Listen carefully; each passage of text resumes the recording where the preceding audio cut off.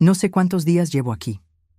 El reloj en la pared dejó de importarme después de la primera semana. Al principio contaba las horas, luego los días.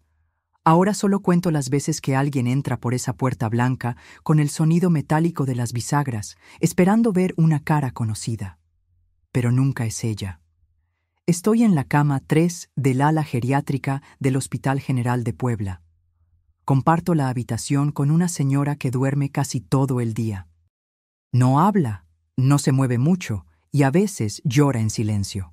Al principio intenté conversar con ella, pero pronto comprendí que en este lugar el silencio es lo que más abunda. Me trajeron hace ya varias semanas. Fue mi hija mayor, Miriam. Me sentía mal, como si tuviera un peso en el pecho y los brazos adormecidos. Ella, nerviosa, me levou correndo até aqui. Disse que não ia demorar, que só precisava voltar para casa para buscar uma muda de roupa e meus documentos. Eu acreditei. Claro que acreditei. É minha filha. Los primeros días venía a verme. Traía jugo de naranja, una bata limpia, incluso un pequeño radio para que no me sintiera sola. Pero luego desapareció, así, como el vapor que se va por la ventana al amanecer. Pregunté por ella, a las enfermeras, a los médicos, todos con esa sonrisa incómoda, esa mirada que evita la mía. Me decían, seguro viene mañana, doña Luz, o a veces se retrasa, pero vendrá. Pero no viene, nadie viene. Un día, escuché a 2 enfermeras hablar entre ellas mientras pensaban que dormía. Dijeron, «Esa es la señora que dejaron hace como un mes, ¿verdad? Nadie ha preguntado por ella desde entonces». Sentí que el estómago se me hacía nudo. No era una pesadilla. Era real. Me habían olvidado. El desayuno llega todos los días a las 7. Huevos tibios, pan sin sal, café casi sin sabor, el almuerzo a las 12, la cena a las 6. Y luego, el silencio. El hospital duerme, y yo, con los ojos abiertos en la oscuridad, escucho el eco de mis propios pensamientos. No tengo mi celular. Miriam dijo que se lo llevaría para cargarlo, pero nunca lo devolvió. No tengo mi bolsa ni mis papeles. Nada, solo esta bata azul y una cobija que huele a desinfectante. A veces me pregunto qué hice mal. ¿En qué momento dejé de ser importante para mi propia hija? Yo la cuidé sola cuando su padre se fue. Trabajé en casa de familia limpiando pisos y lavando ropa ajena para que ella pudiera estudiar. Le compré sus útiles, sus uniformes, le hice trenzas en el cabello cada mañana antes de ir a la escuela. Recuerdo sus ojos brillantes cuando le regalaron su primer título. ¡Qué orgullo sentí! Pensé que habíamos vencido al destino, que mi esfuerzo no había sido en vano, pero ahora, no sé, tal vez me equivoqué. Tal vez siempre fui una carga para ella, y yo no quise verlo. Hay un joven enfermero que a veces se sienta a hablar conmigo. Se llama Pedro. Tiene ojos buenos, como los de mi hijo Ernesto, que murió hace ya 15 años. Pedro no dice mucho, pero me escucha. Y eso, en este lugar, es un milagro. Hoy le pregunté, ¿usted cree que ella va a volver? Él me tomó la mano, la apretó con cariño y solo dijo, a veces la gente se pierde, doña Luz, pero eso no significa que usted esté sola. Quise llorar, pero no lo hice. Ya he llorado demasiado. Mis días se reducen a esperar, a mirar la puerta, a imaginar que tal vez mañana, solo tal vez, Miriam aparecerá con una sonrisa fingida y una disculpa rota. Me dirá que todo fue un malentendido, que tuvo un problema, que no pudo venir antes.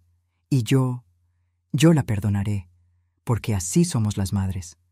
Aunque nos traten como basura, siempre guardamos amor en el rincón más profundo del corazón. Pero mientras ese día no llega, aquí estoy. Olvidada entre paredes blancas, con el alma llena de grietas y el cuerpo cada vez más frágil. No sé si esto es un hospital o una antesala del olvido.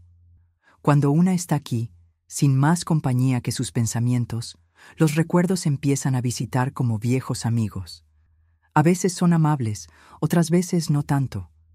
Pero yo, en esta cama dura y con este silencio que no perdona, He empezado a revivir mi vida como si fuera una película proyectada en la pared del cuarto. Y si hay algo que me duele más que el abandono, es saber cuánto amor di sin medida. Miriam nació en un día lluvioso de septiembre, allá por 1976. Yo tenía apenas 27 años y una ilusión que no me cabía en el pecho. Su padre, Manuel, estaba feliz. Era un hombre trabajador, de pocas palabras, pero cuando ella nació se le salieron las lágrimas. Nunca antes lo había visto así.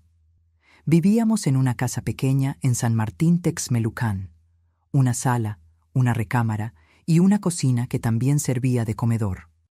No teníamos mucho, pero nunca nos faltó lo necesario. Manuel era operador de tráiler y pasaba muchos días fuera. Yo me encargaba de todo: la casa, la niña, los frijoles en el comal. Cuando Miriam empezó a caminar, supe que mi mundo nunca volvería a ser el mismo. Era inquieta, curiosa, siempre preguntando cosas. A veces, cuando el dinero escaseaba, inventaba juegos con piedras o con hojas secas del patio. Yo no quería que sintiera que le faltaba algo. Me esforzaba en cada detalle: su lonche envuelto en servilleta, los moños en el cabello, el uniforme planchado, todo para que supiera cuánto la amaba. Pero no todo fue fácil. Cuando Miriam tenía 6 años, Manuel no volvió de un viaje a Monterrey. Me dijeron que había tenido un accidente en la carretera, que no sufrió, que fue rápido. Yo no lloré de inmediato. Me quedé en shock. Tenía una niña pequeña y una vida entera por reconstruir. Empecé a trabajar como empleada doméstica en casas de familias del centro. Dejaba a Miriam con mi vecina, doña Chelita, que era como una abuela para ella. Me levantaba a las 5, llegaba a casa al anochecer. Pero nunca faltó un beso de buenas noches, ni una historia antes de dormir. Yo era madre y padre, y aunque a veces sentía que el alma se me iba por la espalda del cansancio, bastaba con ver su sonrisa para recuperar la fuerza. Cuando Miriam entró a la secundaria, yo ya tenía 3 trabajos distintos. Limpiaba una panadería en las mañanas, una oficina en la tarde y una casa grande en el fraccionamiento a la salida del pueblo los fines de semana. Ahorraba cada peso. No me compraba ropa nueva desde años, pero a ella no le faltaba nada. Recuerdo el día en que me dijo que quería estudiar medicina. Tenía 14 años. Me abrazó y me dijo: «Voy a ser doctora, mamá, para que ya no trabajes tanto». Se me hizo un nudo en la garganta. Le acaricié el cabello y le respondí: «Y yo haré lo que sea para que lo logres». Y lo hice. Vendí mis aretes de oro, los únicos que me había regalado Manuel. Hice tamales por encargo. Lavé ropa ajena. No había sacrificio que me pareciera demasiado. Miriam era mi motor, mi razón, mi todo. Logró entrar a la Universidad Autónoma de Puebla. Cada fin de mes yo le mandaba una cajita con galletas, papel higiénico, un poco de dinero escondido entre los calcetines. Y cartas, muchas cartas. Siempre le escribía: «Nunca olvides de dónde vienes, hijita. Tu madre siempre te espera con amor». Ella me respondía menos con el tiempo. Decía que estaba ocupada, que los exámenes, que las guardias. Yo entendía, siempre entendí. No me quejaba, solo me llenaba de orgullo. Verla con su bata blanca, su credencial colgando y ese andar seguro por los pasillos del hospital universitario me hacía sentir que había valido la pena todo. Cuando se tituló, lloré como nunca. Me sentí realizada. Pensé que ya podía descansar un poco, que ahora ella cuidaría de mí, que la vida, al fin, me devolvía lo que yo había dado. Qué ingenua fui. Después conoció a un hombre, se casó, tuvo una hija.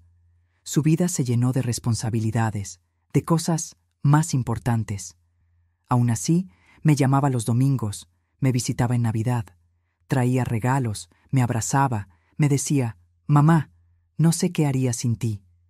Pero con los años, esa voz se fue apagando, cada vez con menos tiempo, menos paciencia, más distancia. Yo trataba de entender, de justificarla. Así somos las madres. Vemos el corazón de nuestros hijos incluso cuando ellos ya no nos miran. Ahora, en esta cama, revivo cada momento de ese pasado. la primera vez que la vi sonreír. Su voz llamándome mamita desde la puerta de la escuela. Su cara llena de orgullo cuando recibió su título. Yo creí que esos lazos eran eternos. Y sin embargo, aquí estoy, en un hospital, con los recuerdos como único consuelo. Y la certeza dolorosa de que, en algún punto, el amor dejó de ser suficiente. Nunca se olvida el momento exacto en que el corazón se quiebra. Uno puede soportar la rutina, la distancia, incluso el olvido temporal. Pero hay un punto en el que algo se rompe y ya no vuelve a ser igual. Para mí, ese momento llegó una tarde cualquiera, cuando comprendí que no era una prioridad, ni siquiera una preocupación. Habían pasado unos 8 o 9 días desde que Miriam me trajo al hospital. La internación fue inesperada. Una doctora joven dijo que había que hacerme unos estudios porque mis síntomas podrían ser señal de algo más grave. Miriam se mostró preocupada, muy atenta. Me apretó la mano, me prometió que vendría todos los días, que solo iba a casa a buscar ropa y avisarle a su esposo. Yo le creí. Siempre le creía. Los primeros 3 días cumplió. Llegaba por la tarde con un pequeño termo de café o jugo natural. Me contaba de su hija, mi nieta Camila, que estaba con fiebre. Me decía que tenía que salir rápido para dejarle la cena preparada a su esposo. Se quedaba poco tiempo, pero lo entendía. Sabía que su vida era agitada. El 4.º día no vino. Pensé que algo habría pasado. Al día siguiente, apareció casi a las 6 de la tarde, con el celular en la mano, contestando mensajes. Me dio un beso en la frente, me dejó unas galletas y se fue diciendo que tenía una videollamada del trabajo. No volví a verla. Al principio, me tranquilizaba a mí misma. Seguro está ocupada. Seguro Camila sigue enfermita. Seguro pasó algo urgente en el trabajo. Pero los días comenzaron a estirarse como chicle viejo. Pregunté al personal del hospital si alguien había llamado preguntando por mí. La respuesta siempre fue la misma. No, señora Luz, nadie. Intenté pedir un teléfono para llamarla. La enfermera de turno dijo que lo pediría, que hablaría con administración. Al final, nadie me trajo nada. Empecé a sentirme invisible. Una noche, escuché a una doctora hablar con otra en la puerta de mi habitación. No sabían que yo estaba despierta. La señora Luz Herrera lleva casi 2 semanas aquí. La hija vino un par de veces y después desapareció. Parece que ya no piensa venir. Esa frase me cayó como agua helada. Sentí una presión en el pecho. No era mi condición médica, era el dolor de la verdad asomándose. Algo dentro de mí se negó a creerlo. No, no puede ser. Miriam no haría eso. Es mi hija. Yo la crié con amor, con esfuerzo, con valores. No me dejaría así. Pero cada día que pasaba, esa voz esperanzada se hacía más débil. El desayuno llegaba, la tarde se iba, las luces del pasillo se apagaban, y la puerta de mi cuarto seguía cerrada. Me sentí humillada. ¿Cómo alguien puede olvidar a su madre en un hospital? ¿Cómo puede uno ser tan cruel? El personal del hospital hacía lo que podía. Me daban mis medicinas, me ayudaban a caminar un poco por el pasillo, me traían una cobija extra en las noches frías. Pero no era lo mismo. No era familia. No era cariño. Era protocolo. Empecé a pensar en todas las veces que la puse por encima de mí. Cuando me enfermé de los riñones y no quise ir al médico para no gastar de más. Cuando vendí mi máquina de coser para pagarle el boleto a un congreso de estudiantes.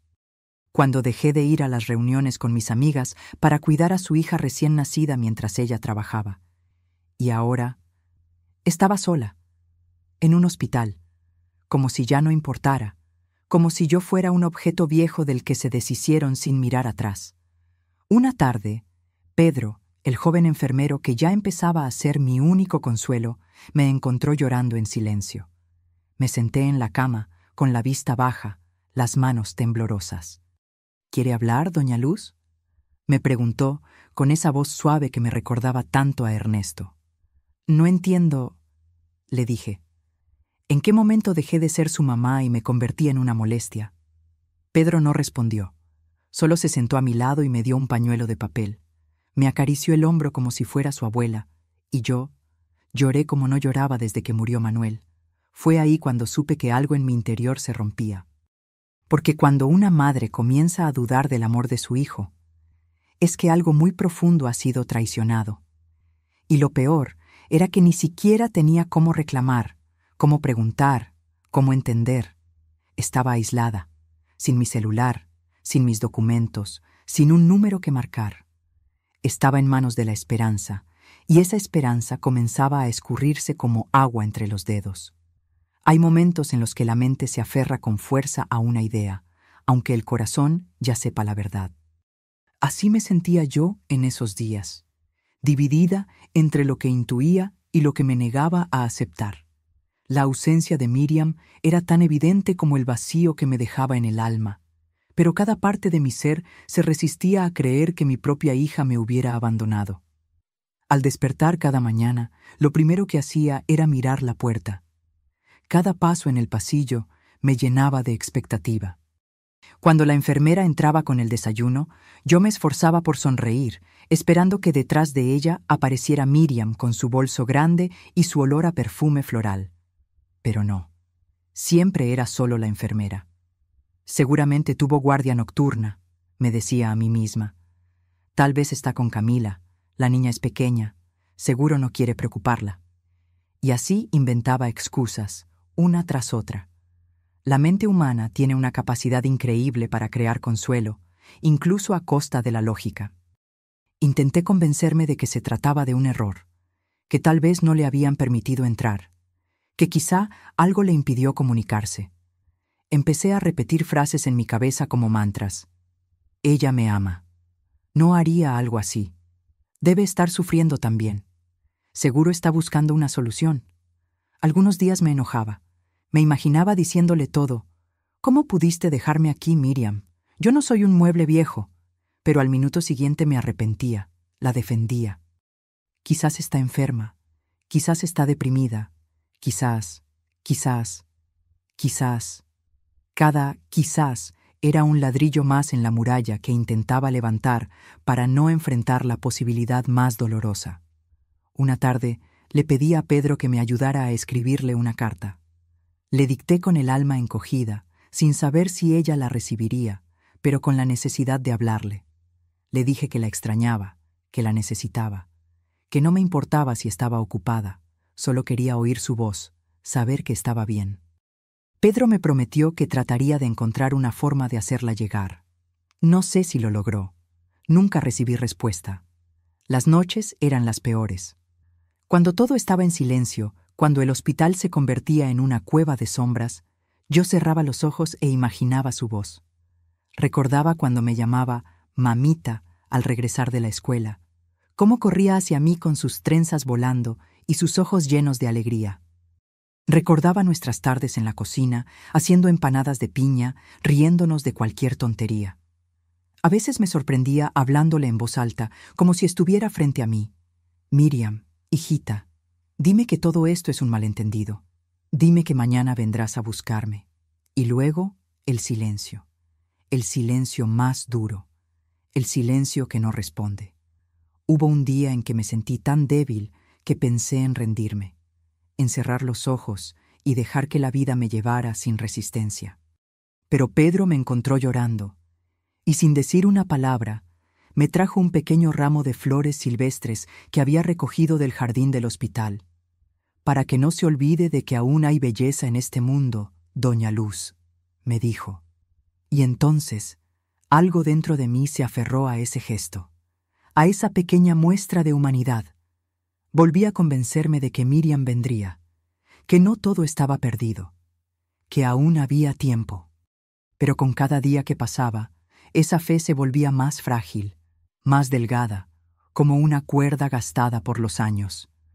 Negarse a aceptar la realidad es una forma de defensa, pero también es un castigo lento, porque mientras más te aferras a la ilusión, más duele el momento en que finalmente debes soltarla. Yo aún no estaba lista para soltar. La soledad tiene un sonido. No es silencio puro. Es un murmullo constante, como un susurro detrás del oído que te recuerda que estás sola, que nadie va a aparecer por esa puerta, que nadie pregunta por ti. Al principio se siente como tristeza, luego se transforma en una especie de resignación, y después en un peso que se instala en el pecho y no te deja respirar con libertad. Yo, Luz María Herrera, me convertí en parte del mobiliario del hospital. Una cama más, un expediente más, una mujer mayor que ya nadie venía a ver. La enfermera de la noche me ponía una cobija extra porque veía que temblaba más por dentro que por fuera. A veces Pedro me traía un dulce, una revista, un «Buenos días, bonita». Pero fuera de eso, nada. Mi mundo se redujo a los 4 muros de la habitación y a los pasos de los demás que no se detenían frente a mí. El tiempo se volvió extraño. No sabía si era lunes o jueves, si hacía calor o frío fuera, si mi nieta seguía enferma, si alguien me buscaba. No tenía acceso a un teléfono, ni a noticias, ni siquiera a un reloj confiable. A veces una doctora amable me decía la fecha, como si eso fuera suficiente para mantener la cordura. Pero el alma se marchita cuando no tiene con quién compartir el día. Recuerdo una mañana en especial, una de esas en que la luz del sol se colaba tímida por la ventana. Una enfermera joven, que apenas conocía, entró con una bandeja de desayuno y me dijo con una sonrisa rápida: «Feliz cumpleaños, doña Luz». Me quedé en silencio. No lo había notado. Era mi cumpleaños. Sentí que algo se rompía dentro. No porque esperara fiesta, ni pasteles, ni globos, pero al menos una llamada. Un «te quiero». Una señal de que alguien, en algún lugar, se acordaba de mí. Nada. La enfermera debió notar mi rostro, porque dejó la bandeja y salió sin decir más.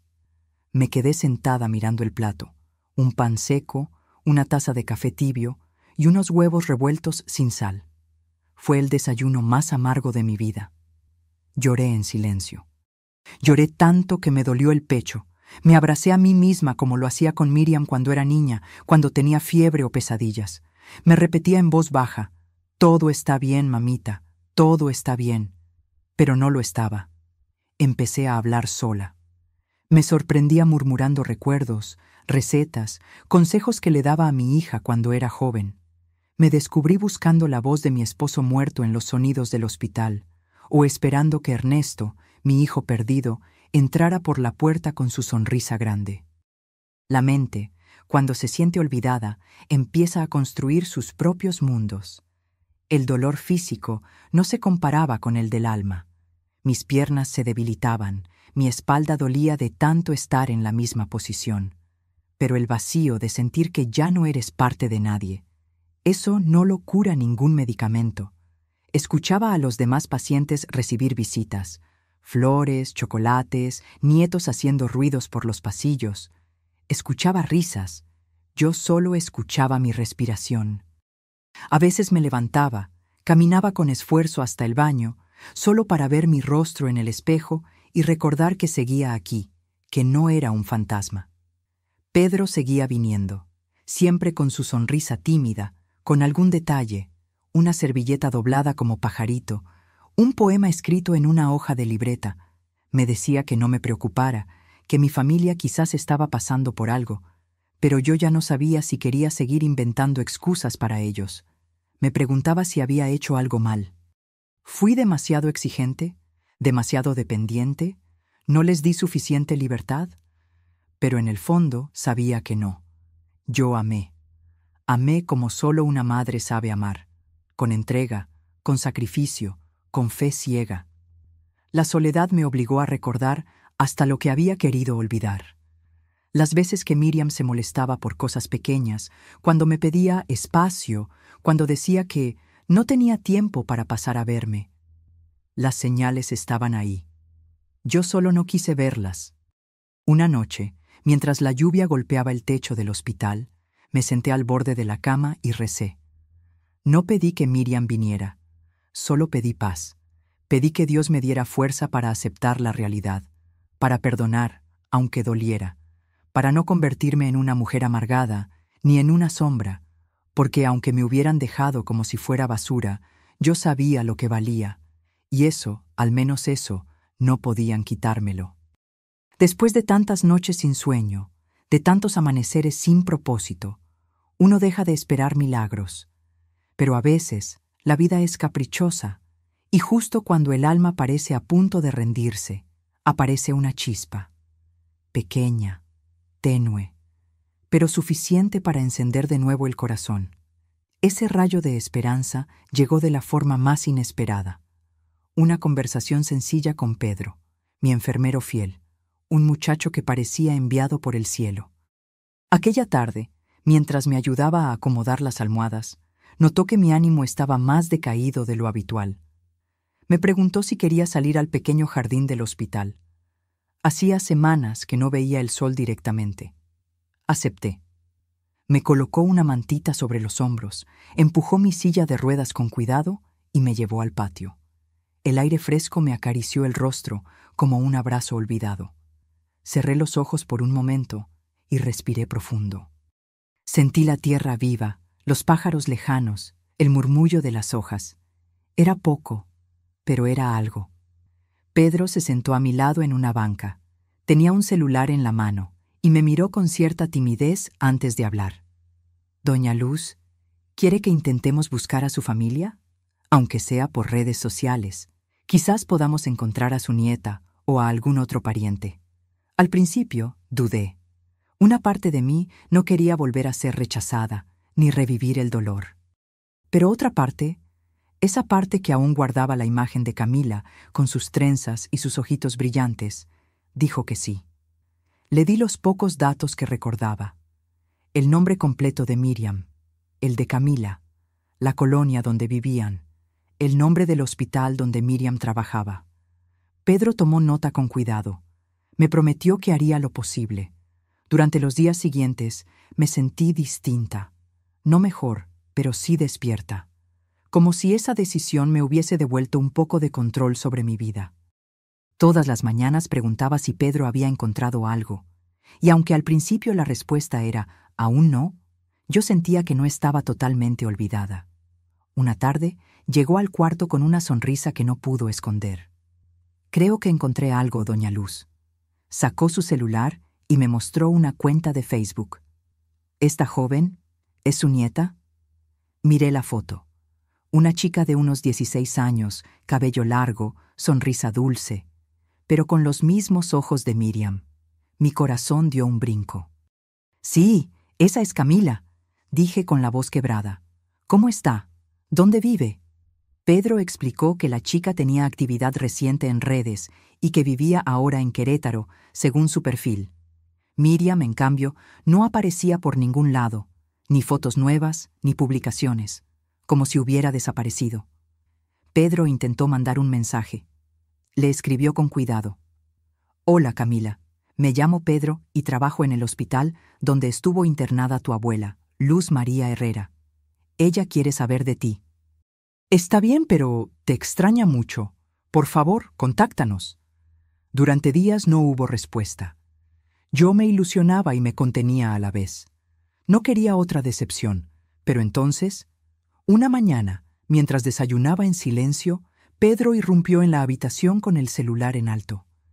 «Respondió», dijo agitado. Le pedí que leyera. Camila había escrito: «¿Mi abuela está viva? Mi mamá dijo que había muerto hace meses. ¿Dónde está? ¿Puedo hablar con ella?» Las lágrimas me brotaron sin aviso.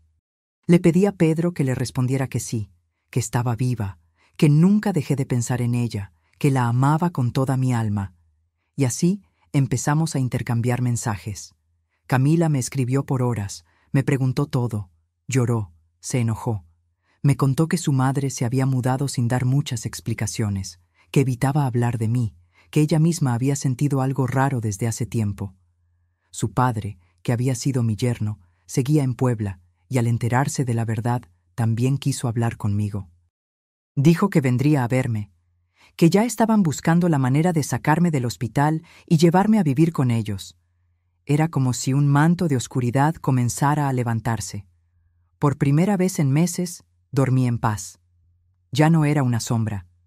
Alguien pensaba en mí, alguien me quería, y esa esperanza, esa luz nueva, empezó a llenar los rincones vacíos de mi alma. La vida a veces se siente como una novela que una no escogió protagonizar. Pero cuando tienes la oportunidad de tomar el timón, aunque sea por un momento, el alma se sacude y recuerda que todavía está viva. Eso me pasó el día en que decidí que ya no me iba a quedar sentada esperando. Después de que Pedro me ayudó a reconectar con Camila y su padre, todo cambió. Camila me llamaba todos los días por videollamada, a escondidas de su madre. Me decía que no entendía por qué Miriam había mentido, que cuando le preguntaba por mí, su madre cambiaba de tema o se mostraba molesta. Según ella, Miriam había dicho que la abuela ya no estaba con nosotros y que era mejor no hablar más del tema. El enojo que sentí fue nuevo, distinto al dolor. Era una mezcla de indignación, tristeza y coraje acumulado. Esa hija que yo tanto amé, ¿había tenido el valor de decirle a su propia hija que yo estaba muerta? ¿Con qué derecho? ¿Quién le dio la autoridad para enterrarme en vida? Pero esa rabia no me dejó hundirme. Me dio fuerza. Fuerza para hablar con el director del hospital, con trabajadores sociales, con cualquier persona que pudiera ayudarme a recuperar mi identidad, mis pertenencias, mi voz. Pedro fue clave. Me acompañó a cada oficina, escribió cartas, hizo llamadas. Gracias a él, logramos que el hospital abriera un expediente especial para revisar mi caso.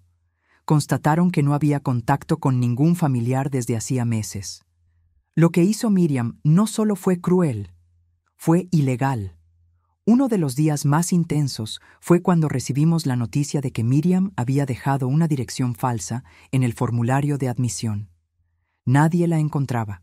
No respondía a correos ni llamadas del hospital. Había borrado su cuenta de redes sociales y se había mudado sin dejar rastro oficial. Pero Camila, ay, mi Camila, esa niña se volvió mi guerrera. Sin miedo, enfrentó a su madre. Le dijo que sabía la verdad, que había hablado conmigo. Miriam, según me contó después, se quedó pálida, tartamudeando. No supo qué decir. Negó todo al principio, pero finalmente rompió en llanto y confesó que no pudo más, que yo era una carga, que el trabajo, la familia, la presión. Excusas. Todas eran excusas. Yo no sé qué heridas guarda Miriam en su interior. No sé si se sintió sola, si me culpó de algo, si nunca superó la muerte de su padre. Lo único que sé es que lo que hizo no tiene justificación, porque el abandono de una madre, eso deja cicatrices que no sanan fácil. Camila y su padre vinieron al hospital. Me abrazaron como si quisieran pegar las partes rotas de mi alma. Me trajeron ropa limpia, documentos nuevos y, sobre todo, dignidad. Hablamos con trabajo social, con psicólogos, con dirección. Firmamos papeles. Yo, por primera vez, sentí que recuperaba mi lugar en el mundo. Antes de irme, pedí un último favor: escribirle una carta a Miriam. No para reclamarle, no para herirla, sino para liberar mi corazón. Le escribí con mano temblorosa: Miriam, soy tu madre, y aunque no entiendo lo que hiciste, no te odio. Solo me duele. Me duele saber que fui borrada de tu vida como si no hubiera significado nada. Pero también quiero que sepas que, pese a todo, te perdono, porque el rencor no cabe en el corazón de una madre. Yo me voy con Camila. Estoy bien. Estoy viva. Espero que algún día encuentres la paz que te falta. Pedro entregó la carta en el antiguo hospital donde trabajaba Miriam, por si aún pasaba por allí. No sé si la leyó, no sé si lloró, pero yo me liberé. La mañana que salí del hospital, el sol me acariciaba la cara como una promesa. Camila me tomó de la mano y me dijo: «Ya no estás sola, abuelita, te lo juro». Y en ese momento entendí que a veces la familia se reinventa, que el amor, cuando es verdadero, siempre encuentra el camino de regreso. Cuando salí del hospital, sentí que estaba despertando de un mal sueño. El aire fresco me golpeó la cara y por primera vez en meses, mis pasos, aunque aún lentos, tenían dirección. Camila y su padre me ayudaron a subir al auto. Me abrazaron como si temieran perderme de nuevo. Y yo no podía dejar de mirar por la ventana, tratando de entender que, ahora sí, estaba libre. No solo del hospital, sino del abandono. Los primeros días en la nueva casa fueron un torbellino de emociones. Camila me había preparado un cuarto sencillo, con flores frescas y una cobijita tejida a mano. En la pared colgó una foto mía de cuando era joven, una de esas que yo pensaba que nadie guardaba. Me sentí querida, vista, recordada. Cada mañana, ella me traía café caliente y me hablaba de la escuela, de sus sueños, de sus miedos. Poco a poco, nuestras conversaciones tejieron un puente entre generaciones. Yo le contaba cómo era la vida antes, cómo conocí a su abuelo, cómo crié a su madre. Camila me escuchaba con los ojos bien abiertos, como si cada palabra mía fuera un tesoro que no pensaba dejar escapar. Y entonces ocurrió lo inesperado. Una tarde, mientras acomodábamos unos libros en el mueble, Camila me dijo: «Abue, mamá recibió tu carta. Me quedé inmóvil. No esperaba volver a oír ese nombre. No tan pronto». Camila bajó la voz. Lloró mucho. Al principio no quería hablar, pero después me confesó que tiene miedo. Dice que no sabe cómo enfrentarte, que no cree merecer tu perdón. No supe qué decir. Parte de mí se cerró, otra parte se estremeció. ¿Te dijo por qué lo hizo?, pregunté, con un hilo de voz. Camila asintió. Dijo que estaba agotada, que se sintió atrapada, que cuando te enfermaste pensó que no iba a poder con todo, que la consumió la culpa y el miedo, y huyó. Respiré hondo. El dolor se revolvió en mi pecho como una vieja herida. Pero también sentí algo que no esperaba: compasión. No por justificarla, sino porque entendí que todos, en algún momento, hemos sentido la tentación de huir. ¿Y ahora qué piensa hacer?, pregunté, sin mirar a Camila. Quiere verte, pero no sabe si la vas a rechazar. Cerré los ojos. En mi interior, una tormenta. ¿Cómo se reacciona ante alguien que te tiró como basura y ahora quiere volver? Pasaron varios días. Yo lo pensaba constantemente. A veces me invadía el enojo, otras veces la tristeza. Pero una noche, mientras Camila dormía y yo bordaba en silencio, entendí algo. El perdón no es para los que lo piden, es para los que deciden soltar el peso del dolor. Así que tomé una hoja y escribí una sola frase: si decides venir, aquí estaré, no como antes. Pero con el corazón abierto. La entregué a Camila y no pregunté más. Una semana después, tocaron la puerta. Camila abrió. Me asomé desde la sala y ahí estaba Miriam, parada con la misma expresión que tenía de niña cuando rompía algo y no sabía cómo explicarlo. Tenía ojeras profundas, el rostro demacrado. No dijo nada, solo se acercó lentamente y se arrodilló frente a mí. «Mamá», susurró, «no merezco que me llames hija, pero estoy aquí. Si me dejas, quiero pedirte perdón». Yo no la abracé. No en ese momento, pero le tomé las manos, frías, temblorosas, y le dije: «No me pidas que olvide lo que pasó, pero si de verdad estás dispuesta a sanar, aquí estoy. Por ti y por esa niña que aún recuerdo». Miriam rompió en llanto, y por primera vez sentí que el muro entre nosotras comenzaba a desmoronarse. Ese día no lo resolvimos todo, ni al siguiente. Pero era un comienzo, y a veces eso es todo lo que se necesita para reconstruir lo perdido. Hay dolores que nunca se van del todo. No importa cuánto tiempo pase, cuántas palabras se digan, cuántos abrazos se den después. El corazón guarda esas cicatrices como recordatorios de lo que fue, de lo que dolió, de lo que cambió para siempre. Pero con el tiempo, uno aprende que esas marcas no tienen por qué definir el resto del camino. Desde aquella tarde en que Miriam volvió a cruzar mi puerta, he pensado mucho en el perdón, no como una meta, sino como un proceso, porque perdonar no significa borrar lo que ocurrió. significa aprender a vivir sin que eso te destruya. Miriam y yo comenzamos una etapa nueva, llena de silencios incómodos, de miradas esquivas, de palabras que se quedaban atoradas en la garganta, pero también llena de pequeños actos. Un té que me preparaba sin que lo pidiera, una cobija que me acomodaba mientras dormía, una foto que encontró y puso en mi buró sin decir nada. Yo observaba todo, callaba más de lo que hablaba. Y pensaba en todas las veces que la abracé de niña, cuando se caía, cuando lloraba por tonterías, cuando el mundo se le hacía grande y yo era su refugio. Ahora ella era la que parecía buscar en mí ese mismo refugio. Pero avergonzada, como quien pide permiso para regresar a casa. Fue Camila quien más me enseñó durante ese tiempo, su paciencia, su capacidad de amar sin condiciones, su ternura. Era como si todo lo bueno que yo sembré en Miriam, y que el tiempo pareció arrancar, hubiera florecido en su hija. Camila me cuidaba, me escuchaba, me hacía reír. Y cuando veía a su madre comportarse con nerviosismo o torpeza, la animaba con dulzura. A veces, la relación entre ellas también se tensaba. Pero esa niña tenía una sabiduría que superaba su edad. Una noche, mientras bordábamos juntas en la sala, me dijo: «Abue, ¿tú crees que las personas cambian?» Pensé un momento antes de responder. Creo que algunas sí, pero solo si están dispuestas a ver lo que hicieron y a vivir con ello. Ella asintió, como si esa respuesta le hiciera sentido, y me abrazó.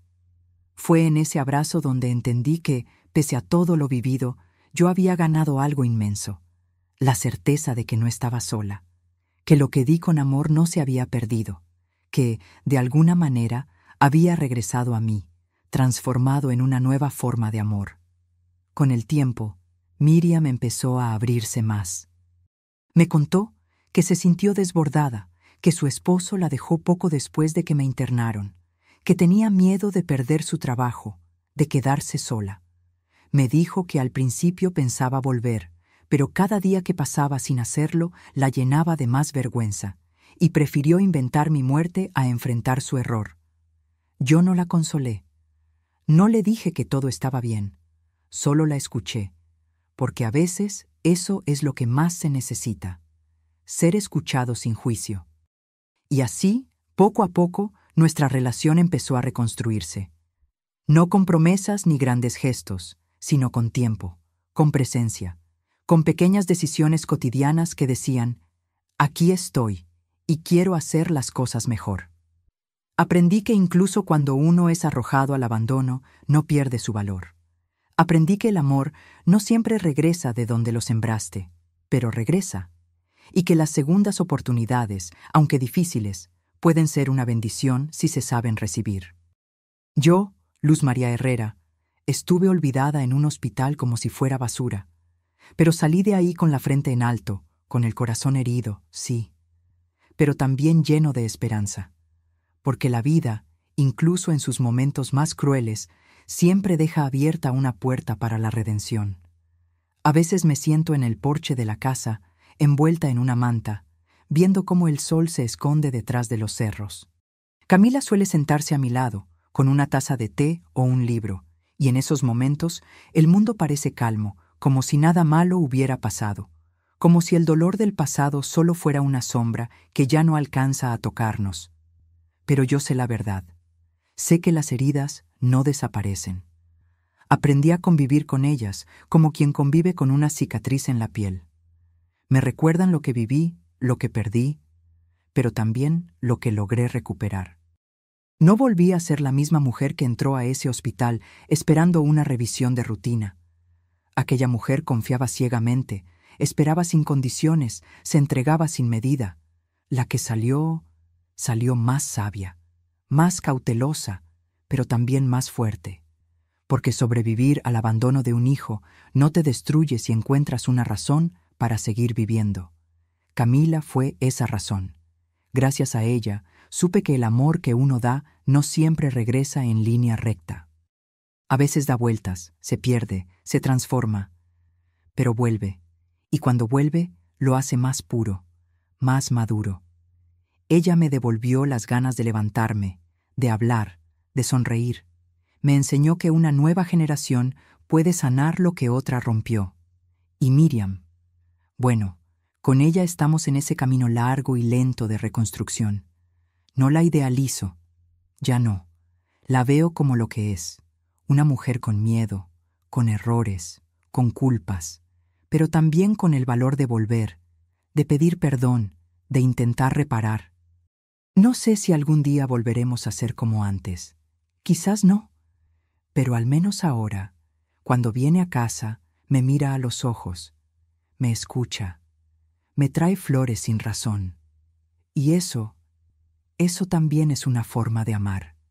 A los que me escuchan, solo quiero decirles algo desde lo más profundo de mi corazón de madre y de mujer. No olviden a sus viejos, no los tiren como cosas viejas. No los arrinconen cuando empiecen a hablar más lento o a caminar con ayuda.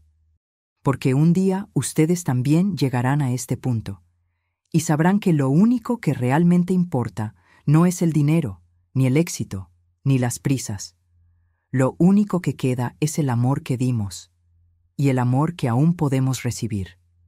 Yo fui olvidada en un hospital, como si fuera basura, pero aquí estoy, contándoles mi historia, con el alma limpia y el corazón aún encendido. Porque mientras haya alguien que te abrace y te diga, te quiero, abuelita, nunca estás realmente sola. Gracias por escucharme. Luz María Herrera.